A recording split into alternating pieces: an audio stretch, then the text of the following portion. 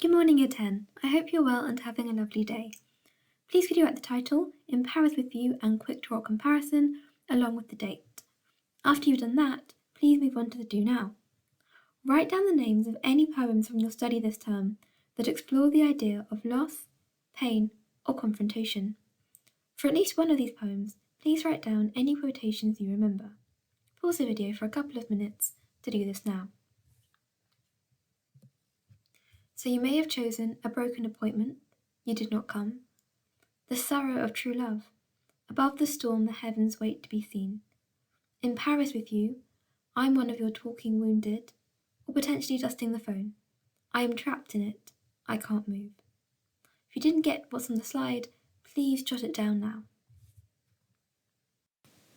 So today, we'll be revisiting Poetry Part A, comparing a known poem with an unseen poem. Remember, Paper 2 reflects Paper 1 in terms of the types of questions, but the subject matter is different. So this is very similar in terms of its structure to an Inspector Calls, in that you have a Part A comparing a known poem with an unseen poem, and you've got a Part B too, where you write about a poem from memory. This is similar to Inspector Calls in Paper 1, where you have a comparison of an extract from Inspector Calls, which is your known extract, with an unknown extract, and also you're writing about a moment from the play from memory. So Paper 1, as we talked about many times, is Jekyll and Inspector Calls. Paper 2 is Shakespeare and love poetry. So you should have written down the title already. For this lesson, you'll need a printout of the attached PDF of In Paris with You and Quickdraw, a pen, highlighter and pencil, and your exercise book. So just make sure you have everything you need. Okay, so Paper 2, Section A, Poetry. As we've talked about, you've got your comparison of a known text with an unseen text. You've got 45 minutes in total, and the question is worth 20 marks. And Part B is where you write about a poem from memory. It's 30 minutes and 20 marks. So this means you'll have a poem you know next to a poem you don't, and you'll be asked to compare how something is presented in both poems. The 45 minutes should be 15 minutes planning to include reading and annotating both poems, and 30 minutes writing the essay. So if you haven't got this written down or you want to refresh your memory, please do make a note of it now. So in terms of your process, you look at the known poem first and follow the steps below. You read the poem in light of the question. You should know the poem really well, so you can go straight to reading it in light of the question, thinking about how it links to the theme or idea the question is asking you to consider. And then you start to annotate ideas, focusing on the specific question you have been asked. So you need to make notes on language, structure and form in light of the question, and these notes will form the basis of your answer. Please could you copy this into your exercise books. So then you look at the unseen poem and follow the steps below. So firstly you have your first reading. This is where you get a general feel for the poem. You consider what's the message, who is speaking, who are they speaking to, and how do they feel. Then you have your second reading, where you start to annotate ideas, focusing on the specific question you've been asked. So what can you pick out about how the feelings are presented? What devices does the writer use to convey their feelings?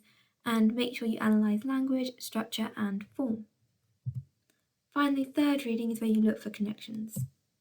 So have they used the same devices but for different effects? Have they achieved the same effects but used different devices to do it? Do they present a similar viewpoint about an issue, or is it totally opposite? You're looking for any similarities or differences between the two texts. Please pause the video to copy this into your exercise book. So, let's put this into practice, looking at a Part A poetry question. For this question, you'll need a copy of both the poems, In Paris with You by James Fenton, the known poem, and Quickdraw by Caroline Duffy, the unseen poem. Please stick these poems into your book now. So we're comparing the presentation of a broken relationship in Paris with You and Quickdraw. So we know the first poem, that's our known poem, but we don't know Quickdraw, so I'll read it through with you now. Quickdraw. I wear the two, the mobile and the landline phones, like guns, slung from the pockets of my hips. I'm all alone. You ring, Quickdraw, your voice a pellet in my ear, and hear me groan. You've wounded me. Next time you speak after the tone. I twirl the phone, then squeeze the trigger off my tongue, wide of the mark. You choose your spot, then blast me through the heart. And this is love, high noon, calamity, hard liquor in the old last chance saloon. I show the mobile to the sheriff in my boot, another one's concealed. You text them both at once. I reel. Down on my knees, I fumble for the phone. Read the silver bullets of your kiss. Take this, and this, and this, and this, and this. So remember, you're going to start by focusing on the poem you know. You don't need the process of first and second readings for this one because you know it already. Read through and pick out anything you might comment on that relates to the question. How does Fenton show his experience of a broken relationship? Pause the video for 5 to 10 minutes to do this now. Okay, so these are the key points that you hopefully picked out. Don't talk to me of love. The opening line immediately creates a severe tone. I'm a hostage. The metaphor hostage suggesting that the speaker is trapped in a helpless situation. Down the drink. The plosive alliteration suggests the speaker has dealt with the relationship breakdown in a self-destructive manner through excessive drinking. You've got wordplay. Talking wounded instead of walking wounded emphasizes the pain caused by words. The Louvre, Notre Dame, and Champs-Élysées represent a conventional representation of Paris, conveying a reluctance of the speaker to accept traditional and stereotypical relationships. You've also got colloquial language used to show the speaker's scorn for romantic sites. This perhaps indicates his need to protect himself from future heartbreak whilst trying to maintain a casual tone, emphasized using sibilants: sod, sodding, skip, and sleazy. So now let's think about the new poem. First of all, make sure you read it through just once to get the gist of it. What's it about? How does the speaker feel? So you've read it together, read it again, try and get a feel for it. Then you're reading through it again to pick out anything you might comment on that relates to the question. Here you need to consider language, structure, and form. And consider, how does Duffy show her experience of a broken relationship? So pause the video for 5 to 10 minutes to make your own annotations now. So these are the key points that you hopefully picked up on. Phones like guns. The simile demonstrates the pain that words can cause. Reference to everyday objects that represent communication. I twirl the phone, then squeeze the trigger of my tongue. Deliberately hurtful words cause injury. Connotations of defense, perhaps. You've got alliteration of time, tone, twirl, then tongue. Trigger reflecting the past pace of an impulsive argument, reflecting anger and resentment. You've wounded me has a confrontational tone. High noon, calamity, hard liquor in the old last chance saloon. You've got an extended metaphor of the Wild West to indicate a difficult relationship. There's a struggle for power in an argument, like a gunfight in the Wild West. And then finally, read the silver bullets of your kiss. You've got imagery indicating that even the delicate and loving action has the potential to cause great pain. So once you're clear about your ideas for both poems, start to plan your connections. You need at least 3. Pause the video for a couple of minutes to do that now.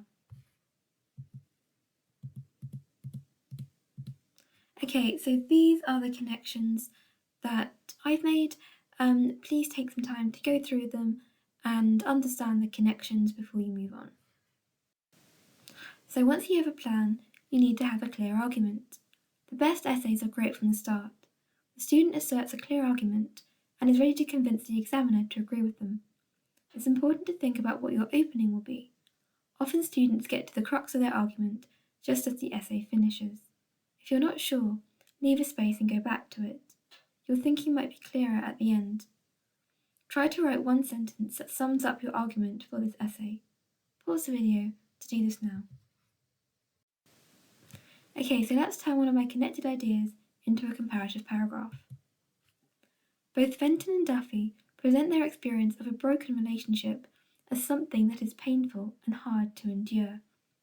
The speakers in both poems deploy defense mechanisms in order to protect themselves from future hurt. In Quickdraw, the use of the extended metaphor of the Wild West is described as a calamity where the speaker is keen to defend themselves by being the first to twirl the phone, then squeeze the trigger of their tongue.